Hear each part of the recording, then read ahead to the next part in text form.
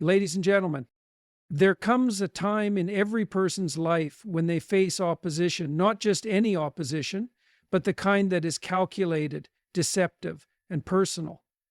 The kind that isn't loud and obvious, but quiet and insidious.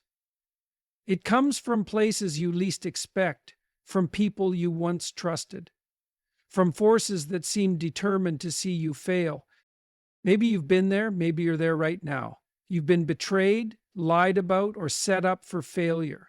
And at this moment, it might feel like everything is against you. But let me tell you something. History, faith, and the very structure of the world tell a different story.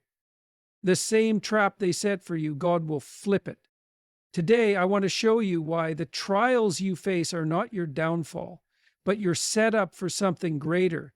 I want you to understand that justice, divine justice, has a way of turning things around in ways no one could have predicted. And most importantly, I want to remind you that resilience, wisdom, and faith are your greatest weapons. So if you've ever been wronged, if you've ever felt the weight of betrayal, I ask you to listen closely, because what was meant to break you may just become the very thing that builds you. The nature of malice and betrayal. At some point in life, you will encounter opposition, not by accident, but by design. People will set traps, create obstacles, and work in the shadows against you. It's an uncomfortable truth, but it is a reality that cannot be ignored. The nature of malice and betrayal is as old as humanity itself. It exists in every culture, every time period, every level of society. What makes betrayal so devastating is that it often comes from those you least expect. It's rarely an outright enemy who sets the most dangerous traps. It's the colleague who pretended to be your ally, the friend who smiled in your face but whispered against you in private, the person you confided in who used your own words against you. Betrayal is painful because it is personal. It violates trust. It is an attack not just on your circumstances, but on your very sense of security. But why does this happen? Why do people set traps for others? The answer lies in a combination of fear, insecurity, and power struggles. When someone sees you growing, achieving, or standing firm in your convictions, it threatens them. It reminds them of their own shortcomings. It exposes their weaknesses, their lack of discipline, their envy. Instead of rising to the challenge of improving themselves, they take the easier path. They try to pull you down. This is the mindset of those who betray. They believe that if they can stop you, they can maintain control. If they can trap you, they won't have to face their own inadequacies. And so they scheme, they manipulate, they orchestrate situations designed to see you fail. But here is what they don't realize. History has shown time and time again that the very traps set for destruction often lead to an unexpected reversal. Look at the great figures of history, people who were falsely accused, abandoned, or betrayed. More often than not, those moments of adversity became turning points, launching them into a destiny far greater than what their enemies anticipated. Take Joseph, for example. His own brothers, out of jealousy, sold him into slavery. They thought they had erased him, eliminated him from the equation. But in a stunning reversal, the very path they forced him onto became the means of his rise to power. Years later, they found themselves at his mercy.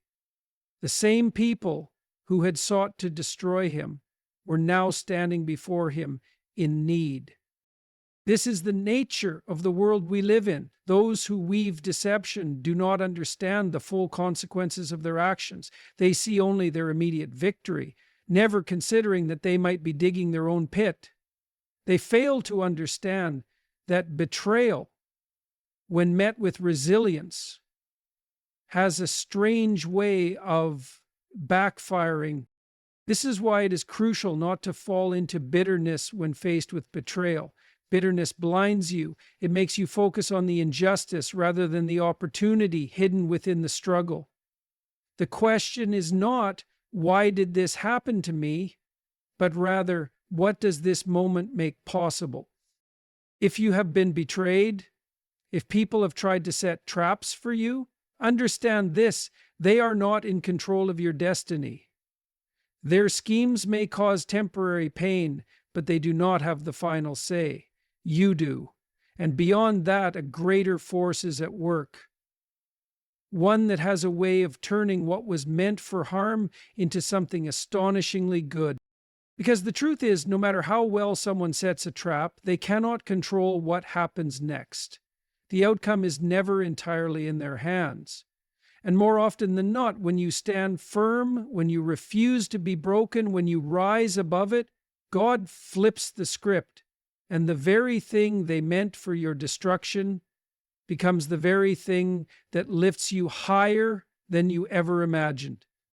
The law of unintended consequences. There is a strange irony in the way deception works. Those who scheme, manipulate, and lay traps often believe they are in control. They calculate their moves carefully, thinking they have crafted the perfect plan for someone's downfall.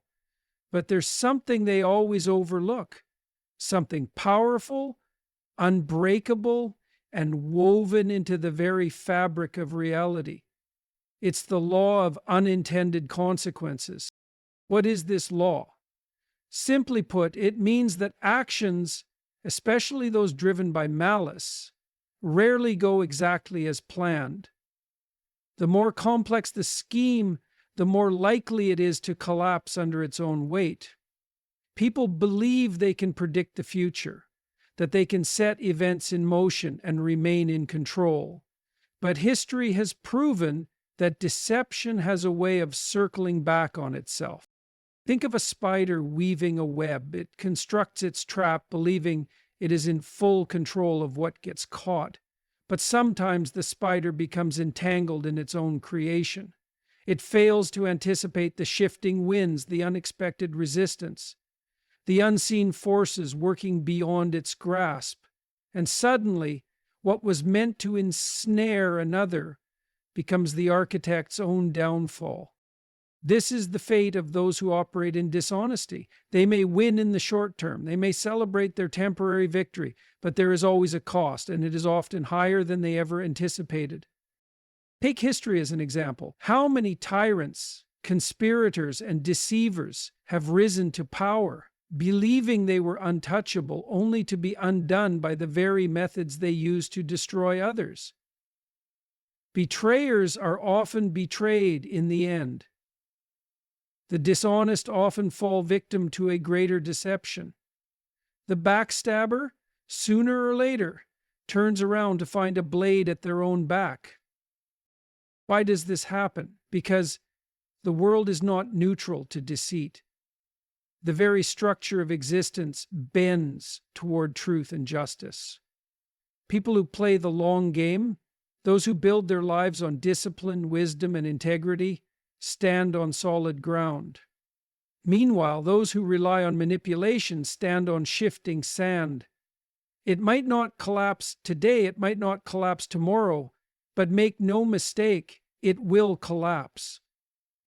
And here's where it gets even more interesting. The person they tried to break, the one they plotted against, that person, if they hold firm, often ends up benefiting from the very attack meant to destroy them. Look at historical figures, legends, and even personal stories of triumph.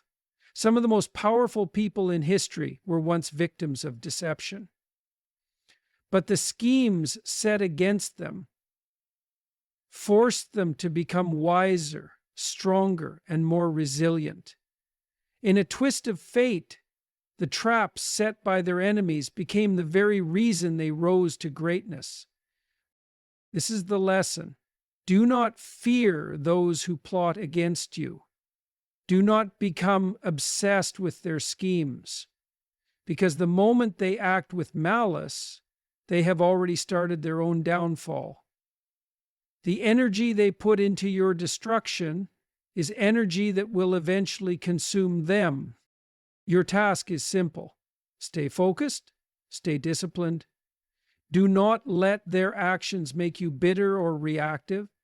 Instead, recognize that their betrayal is not the end of your story. It may very well be the turning point that launches you into something greater. Because when you stand firm in truth, the law of unintended consequences will take care of the rest. And the same trap they set for you, it will be flipped, and they will find themselves caught in their own web. The power of resilience and righteousness. In the face of betrayal and opposition, there are two choices: break under the weight of injustice or rise above it. Many people, when confronted with deceit and sabotage, become consumed by anger, bitterness, or self-pity. They ask, "Why me?" They let the betrayal define them, allowing the pain to turn into resentment. But here's the truth. Resilience is the deciding factor between those who remain trapped and those who emerge victorious. Resilience is not just about enduring hardship, it's about transforming it. It's about using adversity as fuel, turning obstacles into stepping stones rather than stumbling blocks. And more importantly, resilience combined with righteousness, standing firm in truth, refusing to compromise integrity, creates an unshakable force that no deception can truly defeat. The world rewards those who refuse to be broken. Think of the greatest figures in history. Time and time again, we see stories of people who faced betrayals so severe that, by all logic, they should have been destroyed. But they weren't. They endured, they adapted, and in the end, they emerged stronger than before. Why does this happen? Because resilience, when paired with righteousness, creates an inner foundation that no external force can shatter. It prevents you from being controlled by the schemes of others. When someone sets a trap for you, they are expecting a reaction. They want you to fall apart, to seek revenge, to lose focus. The moment you give in to that temptation, you have already lost, because you have allowed them to dictate your path. But when you remain steadfast, when you refuse to be consumed by bitterness, something powerful happens. The very trials that were meant to break you start shaping you into something greater. Your wisdom deepens. Your strength solidifies. You become unshakable, not because you avoided hardship, but because you faced it head on and refused to crumble. And here's the most important part: righteousness, standing firm in truth and refusing to retaliate with the same malice used against you, aligns you with a greater force. The universe, the moral structure of existence, or what some call divine justice, has a way of flipping situations in favor of those who refuse to compromise their integrity. The trap meant for you suddenly collapses under its own weight. The betrayal that was supposed to weaken you turns into the very thing that makes you unstoppable. Resilience is not just about surviving, it's about transforming pain into wisdom, adversity into strength, and betrayal into fuel for something greater. And when that resilience is rooted in righteousness, the victory is inevitable. Because no deception, no scheme, and no opposition can truly defeat someone who refuses to be broken. Divine justice and the moral order. There is a structure to existence, a moral order woven into the very fabric of reality. Whether you call it divine justice, karma, or simply the natural law of cause and effect, it is undeniable. What people put into the world eventually returns to them. Those who act with deceit, who set traps for others, who scheme and manipulate, they may succeed for a time, but they do not escape consequence. Why? Because the world is not neutral to deception. It is not indifferent to injustice. There is an invisible force, one that ensures that what is done in darkness eventually comes to light. The truth has a way of rising, and lies have a way of collapsing under their own weight. Consider history. How many people, nations, and leaders have built their success on manipulation and betrayal only to watch it all crumble? How many conspirators thought they had secured their victory only to fall into the very pit they dug for someone else? The stories repeat themselves over and over. The reason? There is an unbreakable pattern at play. What is meant for harm is often turned for good, and those who work in dishonesty eventually answer for it. Think of the great betrayals recorded in history and scripture. The story of Haman in ancient texts is a perfect example. He built gallows, expecting to destroy his enemy, but in the end, he was the one who perished on them. The very instrument of destruction he created became his downfall. This is not coincidence, it is a principle. The same energy used to harm others has a way of reversing course, catching the one who unleashed it. But here's the key. Divine justice is not always immediate. It doesn't always strike in the moment we expect, and this is where many people struggle. They see injustice, they feel the sting of betrayal, and they wonder, where is justice? Why do the wicked seem to prosper? But patience is crucial. The unseen gears of moral order move at their own pace, ensuring that when the reversal comes, it is complete. This is why, when faced with deception and betrayal, the best course of action is not revenge. Revenge corrupts the soul. It pulls you into the very darkness you seek to escape.